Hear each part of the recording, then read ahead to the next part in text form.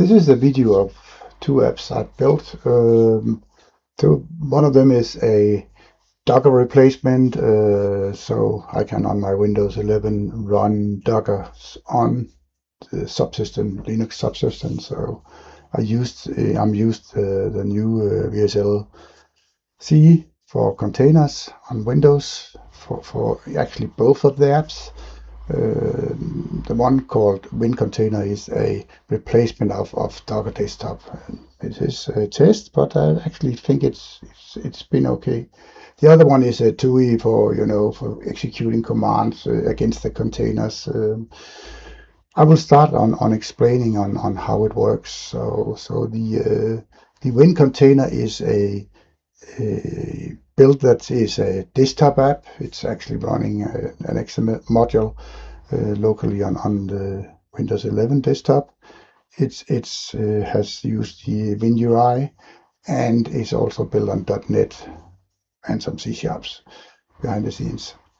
The app starts like this, where it actually tests if all the prerequisites are okay, and in this case it is. So I don't need to install it. If it wasn't okay, I needed to install all the subsystems and stuff like that, and that the app can do that. So going forward for the app the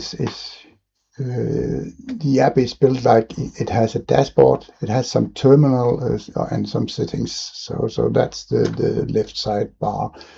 And here on the dashboard we have an overview. You can see how many containers, how many are running, and if WSLC is running and what version it is. We have a few tabs here. Here we'll have a list of all the containers are running. Here we will have all the images that are on the system. And here we can create a container directly. And for the easy part, I have created this template catalog. And for the experienced ones that know what a compose file is in YAML, you can paste it here and run that. Then it also can list the volumes and the network. I'll try and just show the easy way first. So I will start and just install a simple app that I actually like to use is Inode. So you select it here, then you say I would like to. You can go to the website of NFN if you want.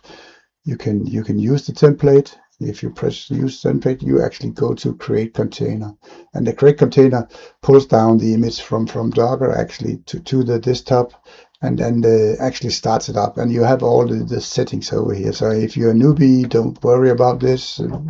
These are the ports that the system is running on, and experienced guys, you know what it is, and you can change stuff here. If I will show you if actually I have a conflict that I already have a Docker container running here, I will get a pop-up here, but I will show you that later. When I press create and start, you will see here down below we have an output window. That output window is actually for all the features and functions in all tabs. They almost everybody of them will log to this output window. So what we are seeing now is the app is being pulled down from Docker, and soon you will see it starting. You can see now it's pulled down. Now it's running the Docker. So actually we should be able now to go here, go look at the container, and we have a container here running now. We have the possibility to start it. It is green, so it is started. We can stop it. We can remove it. We can only remove it if it's stopped, and you can actually go directly to the app, and it's not started yet. And that's a good demo. You can go back and try again. When you click on the container, it will actually by default go to the log on the container. I'll show you how to get there without actually clicking on the link. Try again. Let's hope it works this time. So you will have Inode, and then you can register and all that stuff for Inode. That's not for now to show you about Inode, but that's how it is. As you can see here, let's just go and talk about this. This is the log, and it opens when you actually click on that link. You can go back here. It will also open if you click here. Then you will also see it. Then you can inspect the setup. Then you can run the cell inside the container. So if I would like to see a list of what's inside this system, error, bug, error, whoop, not good. Yeah, shit happens. And you can actually go down to the files and actually go to all the libraries and then see the stuff that's inside the different libraries. If we now go and look at the volumes, we should have a volume here. So we have volume. You have the possibility to delete the volume. You can see the networks. So we have a network here now for no, we don't actually. It's actually using the default network, but that's, yeah, you will be able to see the networks here. So let's add another container here. So we'll go to the templates and just write Nginx here. Use template. You'll see it will start on this port. Let's create and start it. See down here, you'll see it starting to pull in with our Nginx down. It says running, so we'll probably see this one updating in a few seconds. So now we have two containers. This one should also be running. It is. Limo Gods was with me. Let's see if the shell actually works. I'm a bit concerned about that. Yeah, it works. I don't know. Maybe it's something in the container. So here you can actually run Linux commandos if it's a Linux container, of course. Then you can run all the commands here. You will again be able to jump around into files. And actually, if I can find something you can edit.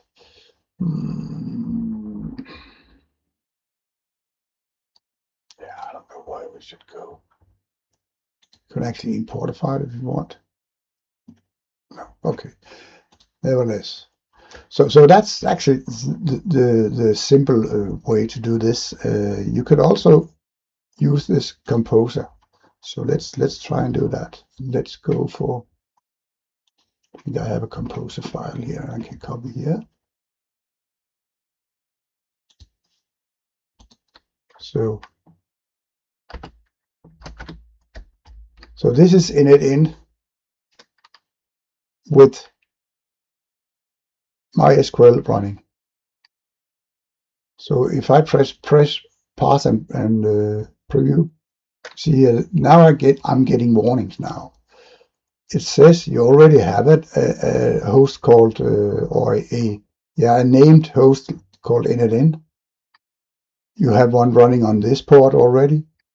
You have a volume that actually is the same. So this is a warning about please change it. So we'll go here and change it. And we will say local. I think I need to change this one as well. Then we need to change this one as well. We'll call it, just give it a single number after. And then let's try and pass it again. Now we don't have an error. We have an error. Oh, the name. Yeah. What is the name? Is it this one? No, it's the container name. Let's give it a 1. Let's try and pass it.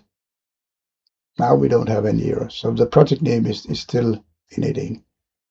So let's try and create it. Again, you see that it does some things here. It likes to pull down the MS MySQL for this setup.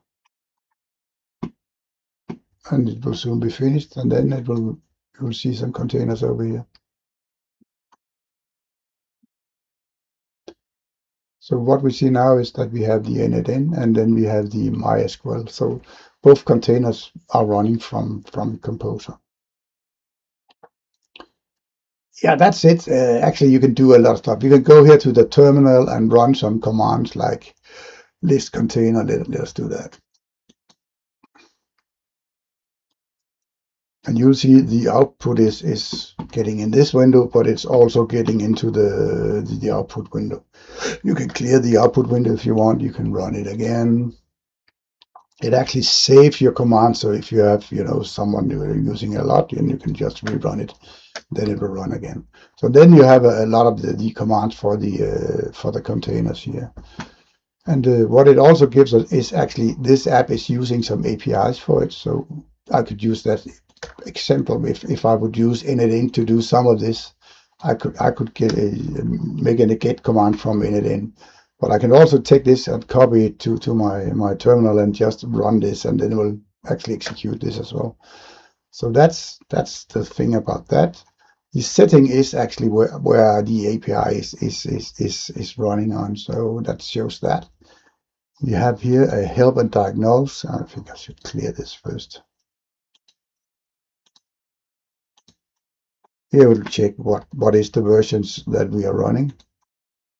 So we'll see everything here. So that's actually what I actually wanted to show about the Wincontainer. So I will use some of the stuff that the Wincontainer has actually made for me. So now you know we have 4 containers here. We actually only have a few of them running, but let's start them.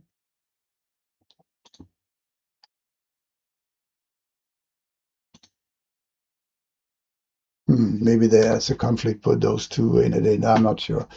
But nevertheless, let's go here for the TUI.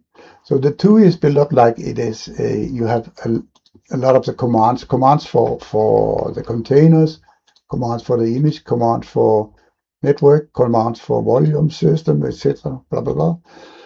And you have a color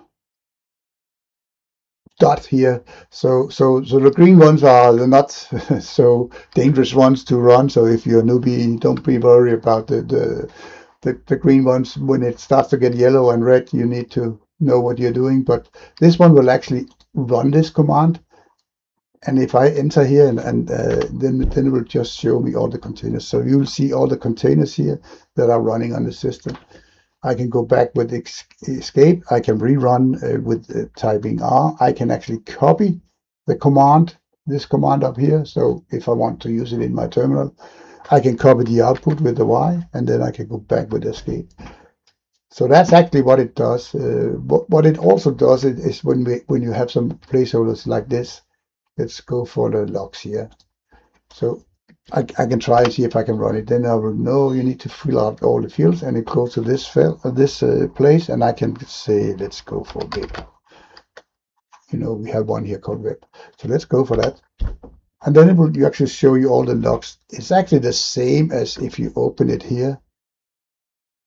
And hopefully it'll show something. Starts up. Does not look like, oh, okay. I have more here. Yeah. But it's actually the log for that. And that actually is basically what it actually can do. I created something for learning here, so you can go for control L. Sorry, you can go for learning. Here you have some of the commands for the containers. So container operations, you can go back. You can say image operations. So there's a little explanation on the stuff. Composer, how to use that. System and maintenance. So that actually what that can do. You can go here and see get system info, and it will show all that stuff.